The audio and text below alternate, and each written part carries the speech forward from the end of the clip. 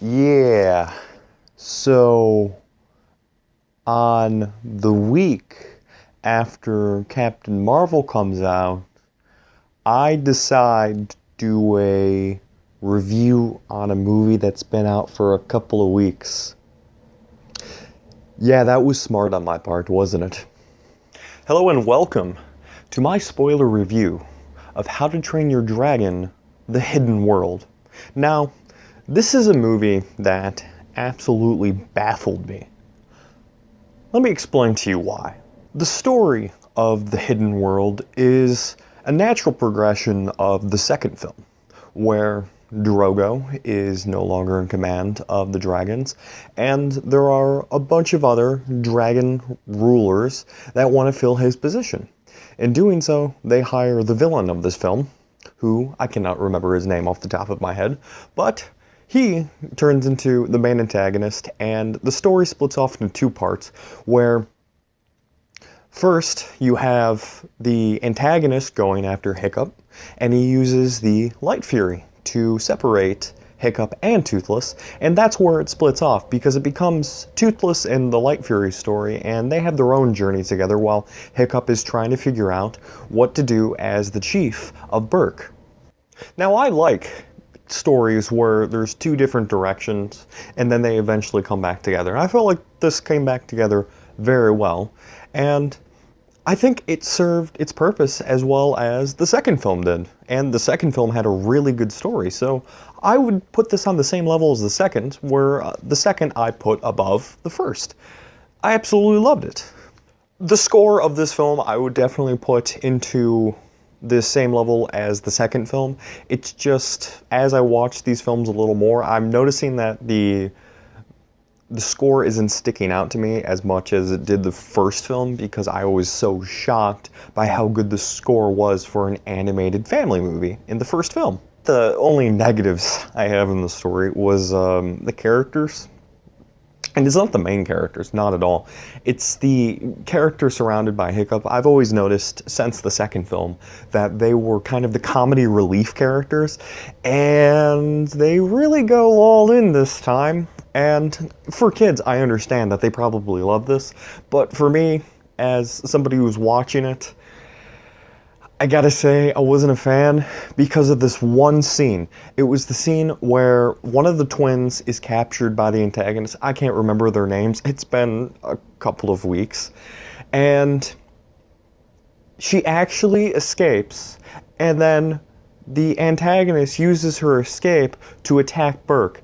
And I understand using comedy relief for minor details, but this is kind of a major detail, and the fact that they hunt down the dragons for the final battle because of a comedy relief character just, well, I'm not a fan of films doing that, to be perfectly honest. So that's one of the negatives of this film, but I will say that the rest of the characters I absolutely loved, and the rest of the characters have a lot of emotional payoff in this movie. The second movie was very emotional with what happened to Hiccup's father, but this one is us seeing Hiccup grow into the man that he was supposed to be. And I really like stories about growing into the man you're supposed to be, and we're there to be with the journey of our heroes, because it's not just Hiccup. Toothless has always been his companion, but we see that Hiccup and Toothless, even though they are inseparable, both of them have paths that go far away from one another. And that's what I really liked here, is the closure of the film series, and that it wasn't going to be just another retread of the second one, where we have an antagonist, we defeat the antagonist, something epic in scope happens, and then that's the end, with no consequences until the next film, where we see the major consequences that happen from the preceding film. I liked that they decided to close it off, even though I feel like it could have been very easy for DreamWorks to continue the series and to milk it as much as they can. I mean, look at all of the spin-offs and all of the games that they've actually had of this series.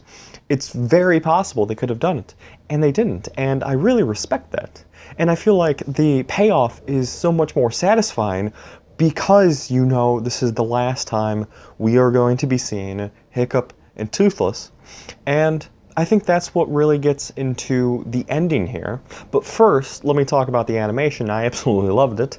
I feel like this is animation in 2019 as it should be properly, and I haven't seen animation this good out of DreamWorks, or really as it's like a mixture of kind of realism with animation, and it's a little awkward at first, especially if you watch the first and second film before going into this one, but as you watch it more, it's just beautiful, especially in those scenes with Toothless and the Light Fury flying through the sky. They've always had that sort of fantastical scope, but it really shows here with the new animation style that they have. And now for the ending, which is, I feel like, the part that everybody really talks about the most when talking about this movie, because it's coming to an end. And it's coming to an end in such a mature and sad, and you almost feel like a part of yourself is leaving sort of way. And I absolutely love that, because other films like that are like Lord of the Rings, where at the very end you feel like a part of yourself is missing because of how good the ending is, even though it goes on for quite some time. And this one had a little similar parts to it, where there's a couple of different endings before it actually ends. Not as many as Return of the King. Don't even think for a second I'm comparing this ending to Return of the King. It's just the feeling reminding me of it because of how good it is. So with that being said, I love this film, and this film series really is important to me, because before I went and rewatched the film series to go and see the third film, I was a naysayer. I was kind of bitter about animated films, and I didn't remember how much they could impact me as a film fan. And I think that a film series being able to change my perspective on a genre after having such a critical opinion about it for such a long time really goes to show where this genre can go if it's put into the right hands in the future. And if you haven't seen it and you're just watching the spoiler review, I encourage everybody to go see this movie, because I know I plan to watch this probably a couple more times and definitely buy it when it comes out. So that's all I have for today. Thanks for watching. Maybe eventually I'll get to that Captain Marvel review like I should have reviewed today. Thank you. Goodbye.